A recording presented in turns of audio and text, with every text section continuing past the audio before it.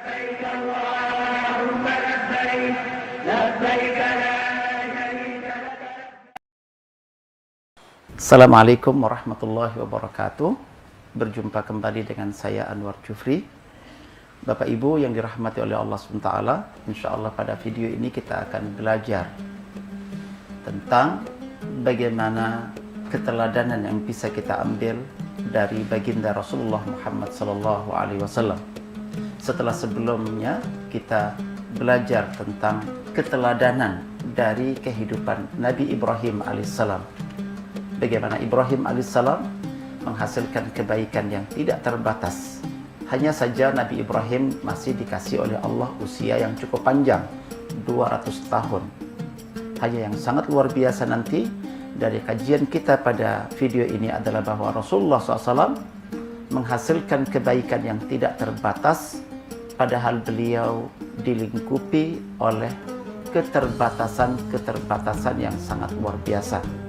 Setidaknya usia biologis Rasulullah SAW hanyalah 63 tahun, kurang beberapa bulan. Masa kenabian dan kerasulan beliau 23 tahun dan kurang beberapa bulan.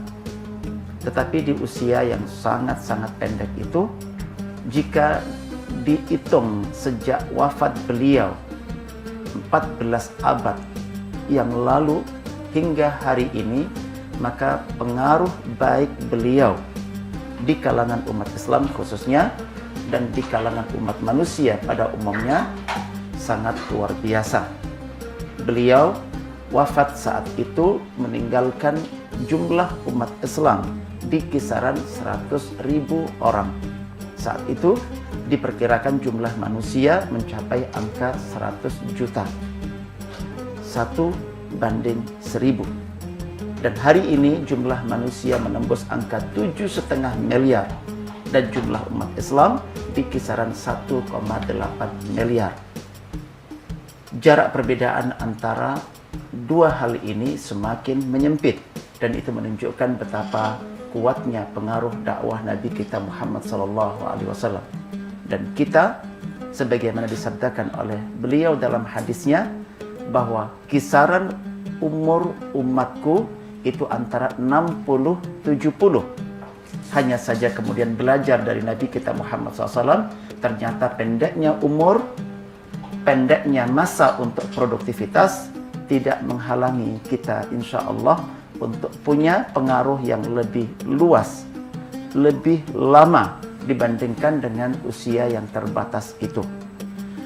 Seperti halnya pada Nabi Ibrahim alaihissalam, keteladanan utama adalah sifat penyerahan diri beliau kepada Allah, kepada syariat Allah. Itu pun terulang pada pribadi Nabi kita Muhammad SAW. Bagaimana beliau menjadi orang yang sangat-sangat kuat kepercayaan dan keyakinannya kepada Allah Subhanahu wa Ta'ala. Meskipun Allah tidak terlihat, tidak bisa didengar secara langsung dengan indera kita, tetapi kepercayaan Nabi Muhammad SAW di antaranya ditunjukkan pada peristiwa hijrah dari Mekah ke kota Madinah. Ketika itu beliau berdua bersama sahabat kesayangannya Abu Bakar As-Siddiq bersembunyi di Gua Sur 3 hari 3 malam. Dan dalam proses pengejaran orang-orang kafir pun akhirnya sampai ke pintu Gua Sur.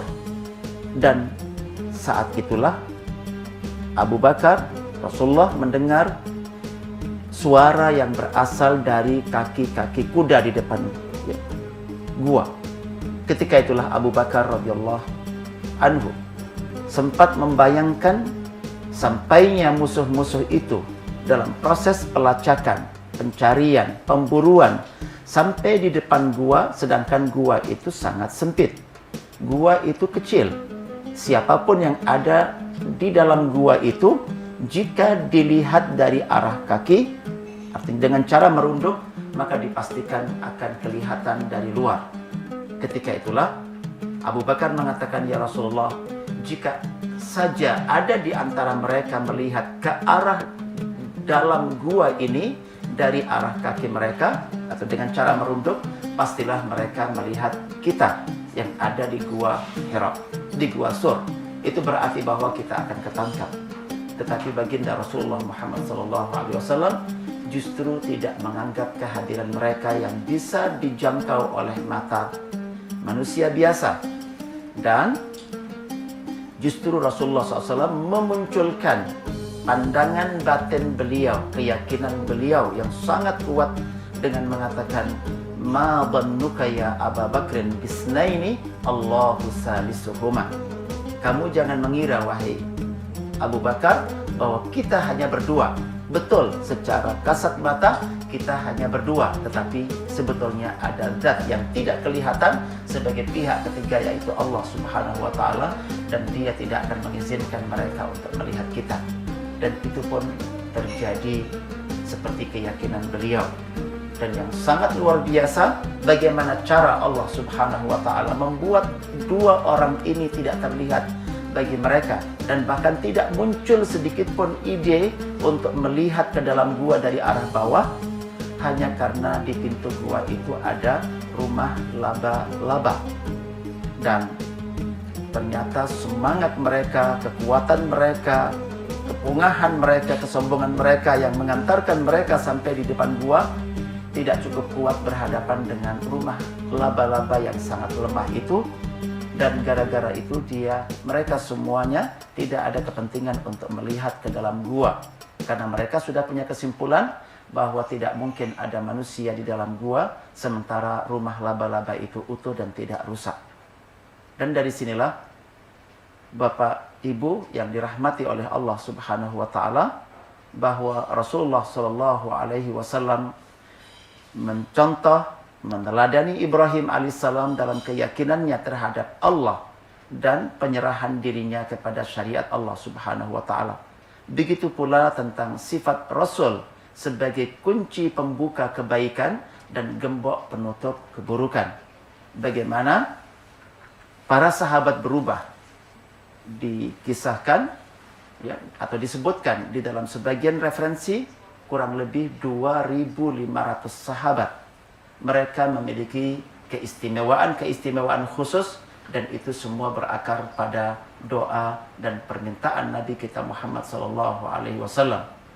Dan itu perubahan yang sangat luar biasa ada dalam diri sahabat Umar, ada pada Bilal, ada pada Khalid, dan ribuan sahabat yang lain mengalami perubahan yang sangat luar biasa, dan itu dihasilkan dengan izin Allah di waktu yang sangat pendek.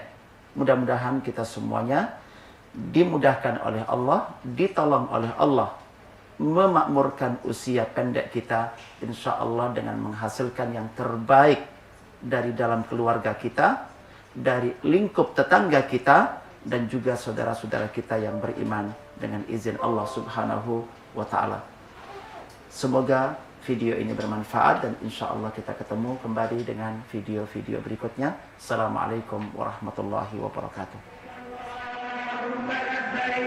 لبيك لا شريك لك لبيك إن الحمد